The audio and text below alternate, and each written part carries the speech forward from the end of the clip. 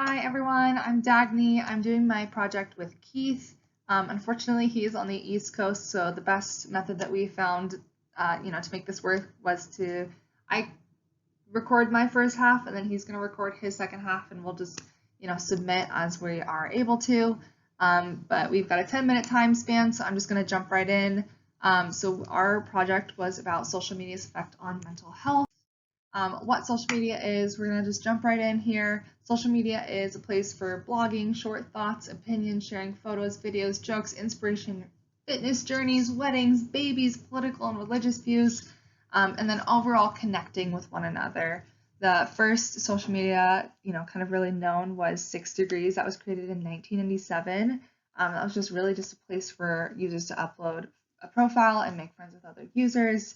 And then obviously MySpace really broke through the social media, ways in 2003, followed by, the YouTube coming in and out throughout the 2000s. That was really creating kind of what viral was, what it meant to go viral.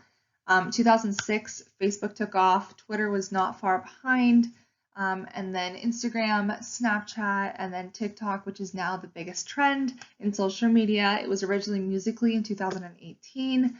But late 2019, it was rebranded into TikTok.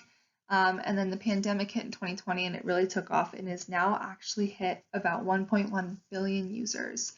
It's really become a place for expression, who we are and who we want to be. It's a source of information and news, even though it may or may not be the most correct source of information. And then, it becomes this social currency, and this fear of missing out really takes off from there. So we'll talk a little bit more about that, keeping up with trends, and even some bragging rights come along with this social media. So the problem that we were looking to solve was, over time we compare ourselves to others on social media. Social media has spread across such a vast audience between old and young. I mean, there's 10, 12, 13-year-olds who are using social media at this point. It's crazy to see how far it has come, from all ages and all backgrounds all over the world.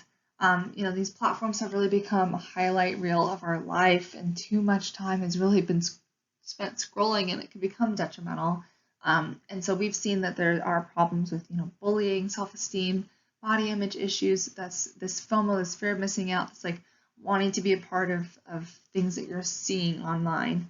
And just people becoming so accessible. It's changing like how our dating lives are going, how, our generations, having so much access to other people has become, really a big issue in our society. So, it's become such an issue that we want to kind of see how people in our own social circles are viewing social media and the detrimental effects.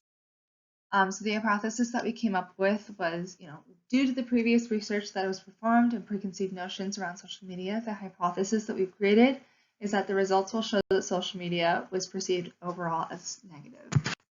Our target demographics here are going to be college students, people who are like ourselves, people who are in our immediate social circle, so they're going to be similar to who we are in our demographics. So college students, probably avid social media users between the ages of 18 and 30.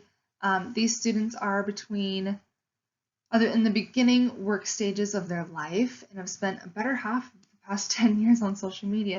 When we were entering, middle school and high school, we were entering social media world, and what that really meant. It was really taking off in our formative years of our life. And we grew up with access to all social media platforms. And therefore we are reaping the benefits and also seeing the effects that it has on us. So the limitations that we foresee are, obviously we only had a 1 week to really create and distribute our survey. So we've only had that 1 week time span, which, when you have platforms that individually are over 1 billion users, it's hard to get.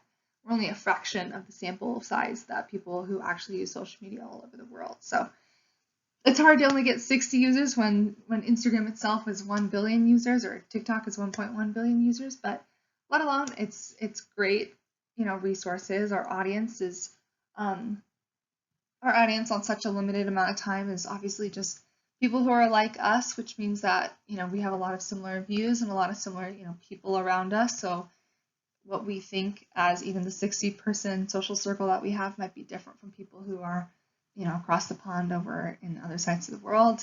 And then lastly, just professional boundaries. When you start discussing, mental and physical health, it can be hard to, it's important to just kind of keep things surface level. You don't want to turn this into like a medical study. We're obviously not medical professionals. We're not here to, really deep dive into people's medical history and issues. So we really had to keep things very surface level as far as, opinions around social media and, the detrimental health issues that people see. But I think that was a limitation. But at the same time, it's just good to see what people's opinions are.